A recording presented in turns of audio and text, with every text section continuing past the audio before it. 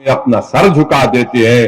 अरे याद रखो 2024 में अगर बीजेपी को हराना है तो तुमको बीजेपी को उसकी हिंदुत्व आइडियोलॉजी पर हराना पड़ेगा। अगर अपोजिशन के लीडर मिल जाएंगे इससे कुछ फायदा नहीं होगा। फायदा उस वक्त होगा जब यूपी की जनता को बीजेपी के खिलाफ खड़ा कर दिया जाए और उनसे कहा जाए कि बीजेपी आपको नौकरी देने में नाकाम साबित हुई है। बीजेपी नौजवानों का मुकद्दर बेरोजगार बनाकर रखती है। जब हम यूपी की और भारत की जनता को यह बात समझाने में कामयाब हो जाएंगे कि नरेंद्र मोदी प्रधानमंत्री जरूर बन गए मगर महंगाई को रोक नहीं सके। आज गरीबी बढ़ रही है, बेरोजगारी बढ़ रही है, आज जनता के पास पैसे नहीं है अगर उनके बच्चों को स्कूल में तालीम दिलाने के लिए। आज गरीब इतना परेशान है करके घर में अगर कोई बीमार पड़ जाता है तो उसको कर्जे लेकर अपने दोस्त या अपने रिश्तेदारों का इलाज करना पड़ता है। ये सब के सब जिम्मेदार बीजेपी के प्रधानमंत्री, देश के प्रधानमंत्री और उत्तर प्रदेश के मुख्यमंत्री का मामला रहा है। आज अब उत्तर प्रदेश के मुख्यमंत्री से पूछिए कि आपने उत्तर प्रदेश में क्या विकास किया तो बोलेंगे मैंने बुलडोजर मासूम लोगों के घर पर चढ़ा दिए। उनसे आप पूछिए कि तुमने कौन सा विकास किया तो बोलेंगे मैंने माफिया को खत्म कर दिया। अरे माफिया को कहां खत्म हो रहा है? अरे ये तो बताओ कि आपके बीजेपी में कितने ऐसे माफिया नेता बैठे हैं, उन पर फूल बरसाए जा रहे हैं, उनको आप अपनी सत्ता में रहकर अपने छत्र छाया में उनकी हिफाजत कर रहे हैं। और जो कोर्ट से मुल्जिम करार दिया जाता, जिसके हाथ में जंजीरें होती है, तो पुलिस की मौजूदगी में उनको लोग आकर उनके सर पर गोलियां चलाकर उनकी हत्या करके चली जाती है और मुख्यमंत्री बोलते हैं कि मैंने माफिया को मार दिया। मुख्यमंत्री आपकी पुलिस है, उत्तर प्रदेश की पुलिस की कस्टडी में 2 प्रिजनर्स हैं और उनको आकर सर पर गोलियां मारकर, और मारने वाले पूरी तैयारी के साथ आए थे, मारकर हथियार फेंककर पुकारते हैं सरेंडर सरेंडर और जेएसआर का नारा। मैं उन पुलिस वालों से मेरा एक सवाल है, अगर वो जेएसआर का नारा नहीं लगाते और तकबीर बोलते तो निकाल कर उनको वहीं ढूंढ देते थे। ये कौन सा आपका इंसाफ है बताओ आप? और मुख्यमंत्री बोलते गोली का जवाब गोली से देंगे, तो वहां पर क्या हो रहा था? गोली का जवाब जबान से भी नहीं दे पा रहे थे।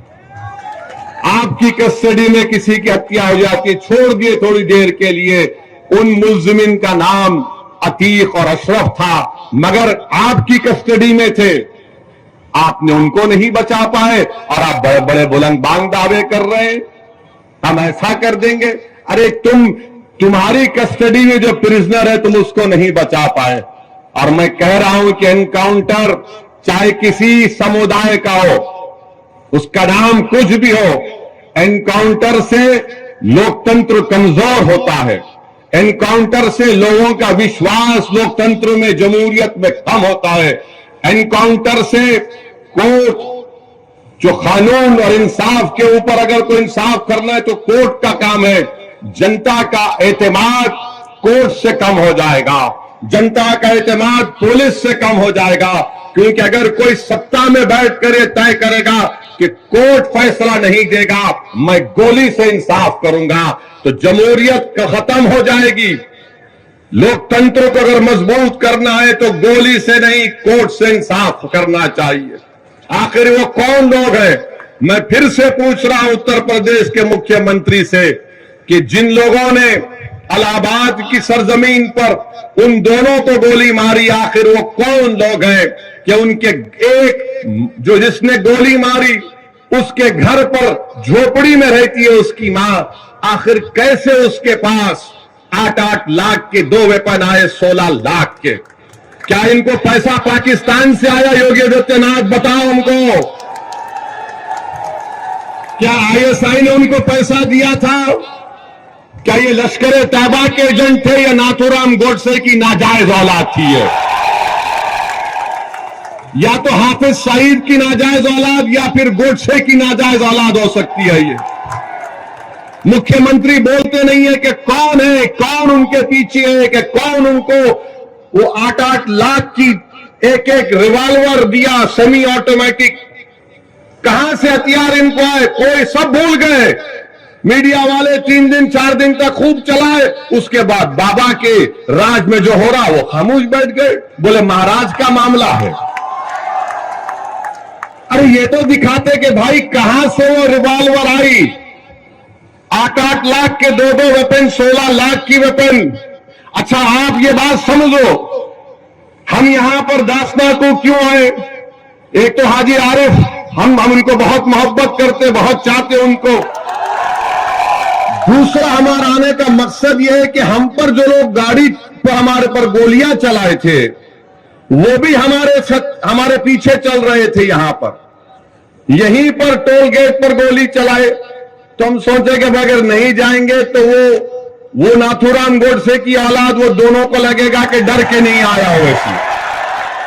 तो हम बोले आते हैं आरिफ साहब, आप फिक्र मत करिए, जरूर आते हैं, इसीलिए हम आए हैं और आते रहेंगे। हम इन नाजायज नाथूराम गोडसे के औलाद को कहना चाहेंगे कि गोलियों से हम डरने वाले नहीं हैं, मौत से डरने वाले का नाम असदुद्दीन अवैसी नहीं है। जो वक्त मेरी मां ने मुझे पैदा किया, वो वक्त अल्लाह ने तय किया।